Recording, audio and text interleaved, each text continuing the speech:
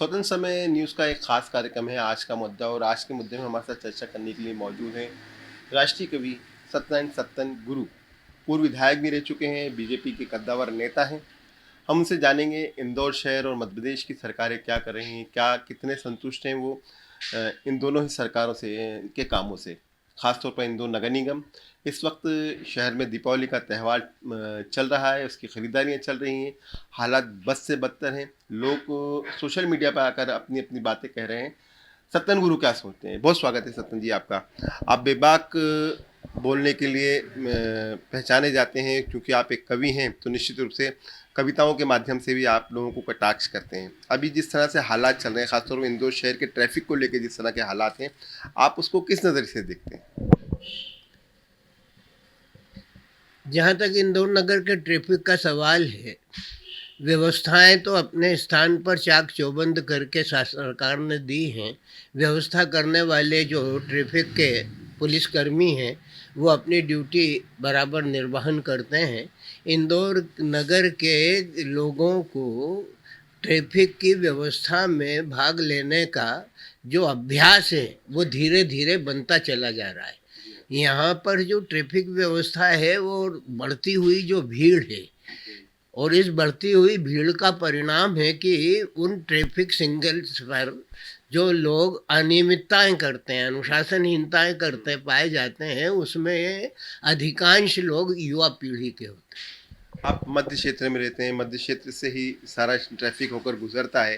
पहले मध्य क्षेत्र कैसा था, अब मध्य क्षेत्र की क्या हालात हैं? हालांकि सड़कें चौड़ी कर दी गई हैं, एकांगी मार्ग मार्ग बनाने की बात कही जा रही है, उसके बावजूद भी कंट्रोल कहीं पर भी नज़र नहीं आता, ऐसा आम लोगों का भी कहना है। कंट्रोल तो व्यवसाय करना एक आदमी का अपना दायित्व है और अधिकार भी है। रहा प्रश्न ठेले वालों का, घुमटी वालों का, छबड़ी वालों का, तो उनके सिवा, उनके लिए सड़क के सिवा कोई दूसरा उपाय नहीं है। वो सड़कों पर बैठ करके अपनी रोटी रोजी कमाते हैं और रोटी रोजी कमा करके यथाशक्ति अपने परिवार का उदर पोषण करते हैं। तो उदर पोषण करने के लिए उन्हें जो स्थान उपयुक्त होता है वो वहीं पे ठेला लगा लेते हैं या ठेला लगा लेते हैं। ठेला बिछा करके अपनी व्यवसाय की पूर्ति कर लेते हैं, ये छबड़ी रख के पूर्ति कर लेते हैं, फल फ्रूट बेच करके पूर्ति कर लेते हैं। अब उनके व्यवसाय को रोकने के लिए नगर निगम यदा कदा जो अभियान चलाती है, नगर निगम भी इस बात को सोचती है कि ये बहुत कम, ज़्यादा मेहनत करके कम पूंजी वाले जो लोग हैं, इन लोगों के साथ कैसी सदाशयता का व्यवहार करना चाहिए या इनके इससे क्या बदगुमानियाँ या बदइंतजामी फैल रही है, उस पर नियंत्रण कैसे किया जाए। तो कभी सुध ले लेते हैं, तो सुध लेकर के महीने 2-4 महीने में एक आध बार उन्हें भयभीत करने के लिए वो कार्रवाई कर लेते हैं, लेकिन वो कार्रवाई बार बार करें, बरसों से ये कार्यवाही होती चली आ रही है। नगर निगम की व्यवस्था ये है कि वो कार्यवाही करे और उनकी व्यवस्था ये है कि वो रोजगार करें। अब रोजगार और कार्यवाही के बीच में जो भूख है जी, वो मुख्य है।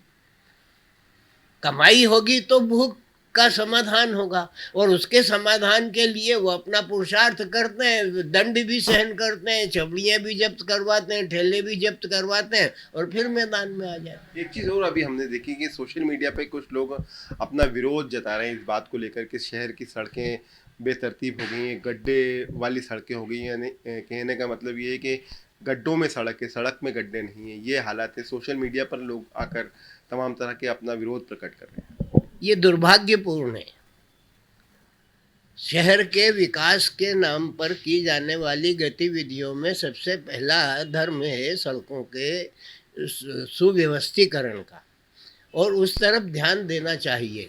जबकि नगर के सौंदर्यीकरण की तरफ तो काफ़ी ध्यान दिया जा रहा है। नगर को सौंदर्यीकरण करने के लिए जो लोग प्रगतिशील भावना से ओतप्रोत होकर के अपने क्रियाकलापों में लगे हुए हैं, उन्हें ये ध्यान रखना चाहिए कि नगर के सौंदर्यीकरण से ज़्यादा बेहतर है नागरिकों का सुविधापूर्वक पथ संचलन।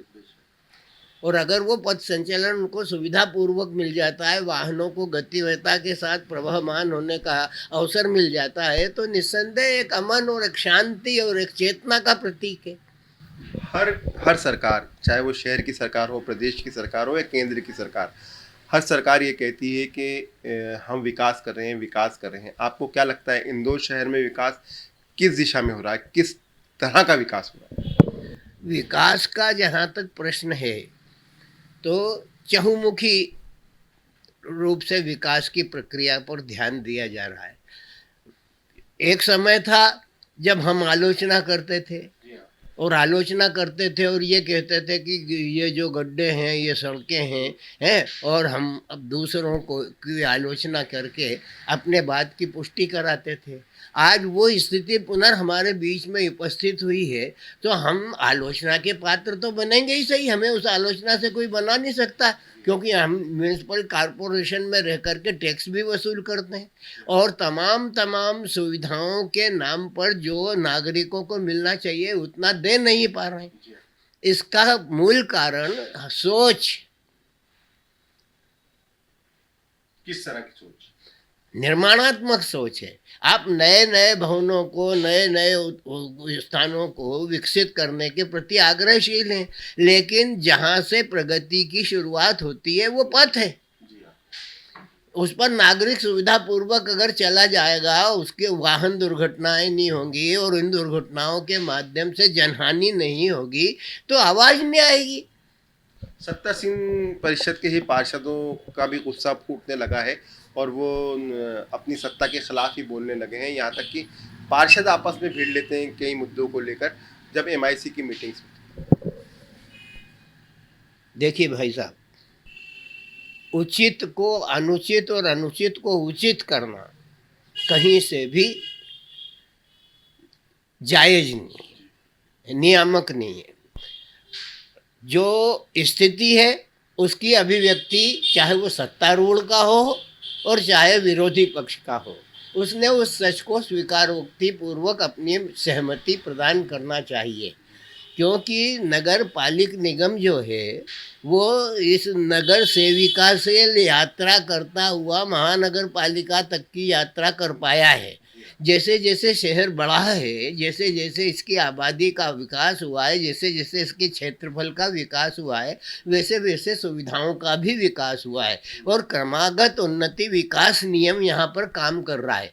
ये जो आज आप जनता को जागृत करने के लिए जो मुझसे वार्तालाप कर रहे हैं, मैं जनता की भावनाओं को, उनकी पीड़ाओं को अच्छी तरीके से जानता हूँ, क्योंकि मैं भी एक सामान्य नागरिक की तरह इन्हीं सड़कों पर भ्रमण करता हूँ, इन्हीं पथ पर चलता हूँ और इन्हीं तमाम तमाम समस्याओं से घिरा हुआ एक नागरिक हूँ। मुझे भी इन सारी की सारी समस्याओं को फेस करना पड़ता है। तो जो लोग बैठे हैं उनमें अधिकांश ऐसे लोग बैठे हैं जो जिनका प्रथमा चरण है। हाँ, प्रथम आचरण है। वो जन सेवा के मैदान में आए हैं, जीत करके आए हैं, और वो जीत करके आए हैं तो उनका जो ध्यान है वो अपनी पदस्थापना पर तो है, अपने आप को स्थायी बनाने पर तो है। वो बराबर जनसंपर्क करेंगे, ये करेंगे, पर जन समस्याओं का हल नहीं कर पा रहे हैं। जन समस्याओं का हल कर पाने में अगर वो सक्रिय हो गए तो निस्संदेह ये क्वेश्चन आप मुझसे फिर नहीं कर पाएंगे। तो आपने एक बहुत बड़ी बात कही कि आप एक आम नागरिक हैं। निश्चित रूप से शहर का रहने वाला हर व्यक्ति एक आम नागरिक है और जो समस्या है उससे हर व्यक्ति को जूझना पड़ता है। चूँकि आप एक राष्ट्रीय कवि हैं, आपके बोले हुए बोलों से लोगों पर असर होता है, इसलिए मैं आपको तकलीफ देने यहाँ पर आया हूँ और आपसे चंद सवाल भी कर रहा हूँ। मेरा एक और सवाल आपसे ये था, क्या लगता है जिस तरह से आपने बताया, जिस तरह की परेशानियां हैं, तो आने वाले समय में क्या भाजपा परिषद को या विधायकों को कहीं नुकसान हो सकता है क्या? कहीं जनता जिस तरह से, हालांकि चुनाव काफ़ी दूर है। देखिए, करनी करे तो क्यों करे और करके क्यों पछताए। बोया बबूल का तो आम कहाँ से खाए। आप जिस तरीके की क्रियाओं को अपने जीवन में अपना करके उस पर आचरित होंगे, वैसा ही फल मिलना है। अगर आपने जन सुविधाओं की उपेक्षा की और उनकी अपेक्षाओं की पूर्ति नहीं की तो निस्संदेह परिणाम वही होगा जिसकी अभिव्यक्ति आप संकोचवश होकर के मुझसे कर रहे हैं। लेकिन मैं आपसे कह चुका हूं कि मैं किसी भारतीय जनता पार्टी के नेता की तरह या किसी साहित्यकार या कवि की तरह लिपापोती करने के लिए नहीं बैठा हूं। जो असुविधाएं हैं वो असुविधाएं हैं और उन सुविधाओं को दूर करने का कर्तव्य सुविधा प्राप्त लोगों को, कर्तव्यनिष्ठ लोगों को, जिन्होंने उत्तरदायित्व तो ओढ़ करके मांगा है, जनता से खड़े होकर के मांगा है कि हम तो आपकी सेवा करेंगे, आप हम पर विश्वास करो, उससे उस विश्वास को क्षति न पहुँचे। जो विश्वास उन्होंने जनता के सामने खड़े होकर के जन समाज से मांगा है, उस समाज को, उस विश्वास को क्षति नहीं पहुँचे, ऐसा आचरण उनके द्वारा करनी है। विधानसभा चुनाव के दौरान भी मैं आपके पास आया था, आपसे इंटरव्यू किया था। कैलाश विजयवर्गीय जी जिस विधानसभा में बैठे हैं, यहाँ से विधायक चुने गए, बड़े वोटों से चुने गए, मंत्री भी बना दिए गए, नगरीय प्रशासन विभाग उनको मिला है जो यही काम करता है कि सड़कें अच्छी हों, पुल अच्छा हो, नगर निगम और नगर निकाय जितने सब उनके अंडर में हों। फिर भी इंदौर क्यों ऐसा लग रहा है कि अभी कहीं ना कहीं परेशानी के दौर से गुजर रहा है? जहाँ तक विजयवर्गीय जी का सवाल है, वहाँ तक कैलाश विजयवर्गीय जो है संपूर्ण मध्य प्रदेश के नगर निगमों के अधिष्ठात्र पुरुष हैं और उनका दायित्व है कि उन सारे के सारे निगमों और पालिकाओं के को अपने नियंत्रण में रख करके उनकी सुख सुविधाओं को सुचारू रूप से संचालित करने में अपना मार्गदर्शन प्रदान करें। वो मार्गदर्शन करते भी हैं। नगर पालिकाओं, नगर सेविकाओं और नगर निगमों की अपनी अपनी एक सीमा शक्ति भी है और उस सीमा शक्ति में आकर के जो कार्यवाही होती है वो आकर के कागजों में उलझती है। कागजों में उलटती है तो सुझाव आने लगते हैं और सुझाव आने लगते हैं तो उस सुझाव पर फिर बैठक होने लगती है, बैठक पे बैठक होने लगती है और उसकी प्राथमिकता निश्चित करने का सवाल पैदा हो जाता है और उस सवाल के पैदा होने में वो जो मूलभूत आचरण है वो कहीं दूर खसक जाता है और कोई नई योजना मैदान पकड़। तो आपको क्या लगता है कैलाश जी काम नहीं कर पा रहे हैं? जो कैलाश जी सोच रहे हैं, उनका भी सपना है कि शहर महापौर भी रहे तो उन्होंने कई सारे काम किए थे, आपको ऐसा नहीं लगता है उनको काम करने नहीं दिया जा रहा है? या जो बैठकों को दौर जिस तरह से आपने बताया, निश्चित रूप से यही प्रक्रिया अपनाई जाती है और जो मूल मुद्दा होता है उससे अंत में जाकर लोग भटक जाते हैं? कैलाश को काम करने से कौन रोकता है? वो मंत्री हैं, लेकिन मंत्री होने के साथ साथ उनके पास न्याय का एक तुलादंड भी है। न्याय का तुलादंड इस बात की घोषणा करता है कि प्रदेश के अन्य स्थानों में जहाँ पर हमारे से ज़्यादा दुर्व्यवस्थाएं हैं वहाँ पर भी उनका ध्यानाकर्षण होना नितांत जरूरी है। प्रदेश में एक साथ सभी मोर्चे नहीं खोले जा सकते। इंदौर में कार्यवाहियाँ चलती रहती हैं, इससे आप भी इनकार नहीं करेंगे। पर गृह क्षेत्र, गृह नगर नहीं, गृह क्षेत्र और गृह नगर अपने स्थान पर है, न्याय अपने स्थान पर है। अगर गृह क्षेत्र और गृह नगर को ध्यान में रख करके पक्षपात पूर्व आचरण किया जाएगा तो ये भी एक प्रजातांत्रिक मूल्यों की अवहेलना ही होगी। तो जो यथास्थिति है उसमें जहाँ पर सबके साथ हमारा भी विकास हो, इस पर अगर ध्यान दिया जाए और जन समस्याओं को नागरिकों की संख्या बल के आधार पर किसी प्रतिष्ठित शहर को जो देश का सर्वश्रेष्ठ प्रथम स्थान प्राप्त स्वच्छ नगर है, उस स्वच्छ नगर को लगातार स्वच्छ बनाए रखने में जो लोगों ने योगदान दिया है तो उन लोगों के योगदान की भावनाओं को यथास्थिति रखने के लिए प्रयत्न होना नितांत अपेक्षित है। मेरा अंतिम प्रश्न आपसे, मध्य प्रदेश की सरकार को 6 महीने से ज़्यादा का वक्त गुजर चुका है, आपको क्या लगता है मुख्यमंत्री मोहन यादव किस तरह से काम कर रहे हैं? और देख रहे हैं हम लगातार कई सारे लोकार्पण भी हुए, कई सारे इंदौर में भी कई सारे पुलों का निर्माण कार्य चल रहा है मध्य प्रदेश में। और रही बात उज्जैन की, तो उज्जैन महाकाल की नगरी की, तो वहाँ पर भी कई सारे विकास कार्य किए जा रहे हैं। हाल ही में उन्होंने एक और घोषणा की है कि अब वहाँ पर सिंहस्थ के दौरान स्थायी मठ बना दिए जाएंगे। ये कितना अच्छा फैसला साबित होगा उनके? अब स्थायी मठ सरकार बनाएगी या मठ वाले बनाएंगे, ये प्रक्रिया भी गौण है।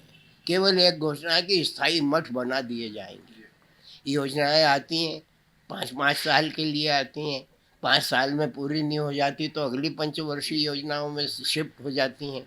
तो मोहन यादव जी अभी-अभी कुछ समय से प्रदेश के मुख्यमंत्री के पद पर काबिज हुए हैं और उनके अंतर मन में ये भावना आई है, तो अभी वो भावना भावना के रूप में है, पेपर पर आएगी और पेपर पर आने के पश्चात तय होगा कि प्राथमिकता के साथ साथ कहाँ पर कौन सी क्रिया की जा सकती है, उस अनुसार आचरण होगा। सरकार के आचरण में जो काम करते हैं वो अधिकारी वर्ग होता है और जो अधिकारी वर्ग होता है उसकी अपनी सोच की एक परिधि होती है। उस सोच की उस परिधि में रह करके सभी ये चाहते हैं कि इन निर्माण कार्यों में प्राथमिकता उस क्षेत्र को मिले जहाँ पर वो कर्तव्यनिष्ठ हैं, जहाँ पर वो पदस्थ हैं।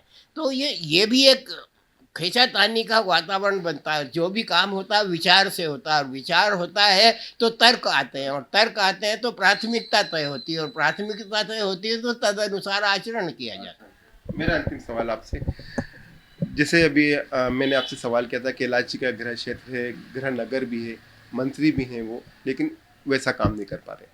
लेकिन मोहन यादव जी उज्जैन नगरी से आते हैं और हम देख रहे हैं कि उज्जैन में बेतहाशा डेवलपमेंट हो रहा है, हर तरफ डेवलपमेंट हो रहा है। ऐसा लग रहा है कि वाकई उज्जैन शहर से जो मुख्यमंत्री बनाए गए मोहन यादव, उन्होंने अपना पूरा ध्यान उज्जैन पर केंद्रित कर दिया। हर 12 साल में उज्जैन का विकास हो जाता है। जब जब सिंहस्थ का पर्व होता है 12 वर्ष में, तब उज्जैन के विकास की प्रक्रिया प्रारंभ हो जाती है। सारी की सारी सुविधाएं अपने आप प्राप्त होने लगती हैं उस महोत्सव को ध्यान में रखते हुए। अब सैया भय कुतवाल है तो उन्हें, जैसा भी आपने मुझसे प्रश्न किया था कि अपनी कॉन्स्टिट्यूएंसीज और ये और वो, तो अब उन्हें अपनी कॉन्स्टिट्यूएंसी भी दिखी है और उज्जैन जो है हिंदुस्तान के उन शहरों में से है जो धार्मिक दृष्टि से अपना महत्वपूर्ण स्थान रखता है। ऐसी स्थिति में अगर उज्जैन की तरफ ध्यान दिया जाता है तो पूरे देश का गौरव और आने वाले जो समाज जो है जो वहाँ पर आता है, विदेशों तक से लोग आते हैं वहाँ पर दर्शन करने के लिए, अपनी भावनाओं की पूर्ति करने के लिए, तो वहाँ पर अगर इस तरीके का विकास होता है तो शुभ है। क्योंकि आज से नहीं शताब्दियों से अवंतिकापुरी उज्जैनी जो है तो हमारे लिए पूजनीय रही है और इतिहास प्रसिद्ध नगरी रही है। उस इतिहास प्रसिद्ध नगरी को अगर उसी के एक नागरिक को ये दायित्व मिल जाए तो वो क्यों उसे खूबसूरत नहीं करेगा, क्यों उसे अच्छा नहीं करेगा। बहुत धन्यवाद। हम बात करते हैं सत्तन गुरु, जिन्होंने बताया कि उज्जैन में किस तरह का विकास किया जा रहा है और निश्चित रूप से अगर उज्जैन से अगर मुख्यमंत्री आते हैं तो वहाँ विकास होगा ही होगा। इंदौर शहर को लेकर कहा कि मैं एक आम नागरिक हूँ, जिस तरह से आम नागरिक परेशानियों से जूझ रहा है वैसे मैं भी जूझता हूँ। कोशिशें की जाती हैं लेकिन वो कामयाबी तक नहीं पहुँच पाती, लेकिन कोशिश लगातार जारी रहना चाहिए। कैमरा पर्सन विशाल के साथ अरशद खान, स्वतंत्र समय, इंदौर।